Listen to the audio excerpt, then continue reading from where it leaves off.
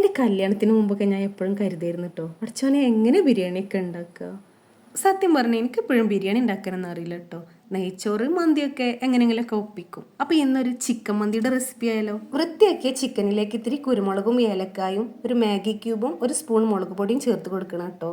ഒരു സ്പൂൺ ഇഞ്ചി വെളുത്തുള്ളി പേസ്റ്റും പാകത്തിന് സൺഫ്ലവർ ഓയിലും ചെറിയൊരു ക്യാപ്സിക്കോ മുളക് കട്ട് ചെയ്തതും ഇത്തിരി വിനാഗിരിയും ചേർത്ത് നല്ല പോലെ മിക്സ് ചെയ്യാം. അതിലേക്ക് ഞാൻ ഇത്തിരി ചപ്പും കൂടെ ചേർത്ത് കൊടുത്തിട്ടുണ്ട് കേട്ടോ. ശേഷം നമുക്കത് 1 മണിക്കൂർ മാറ്റി വെക്കാം. അതിലേക്ക് ആവശ്യമായ അരിയും കഴുകി വൃത്തിയാക്കി കുതിർക്കാൻ വെക്കണം കേട്ടോ. 1 മണിക്കൂറിന് ശേഷം നല്ല അടി കട്ടിയുള്ള പാത്രത്തിൽ ആവശ്യത്തിന് സൺഫ്ലവർ ഓയിൽ ഒഴിച്ച് നമ്മുടെ ചിക്കൻ ഇട്ട് കൊടുക്കാം.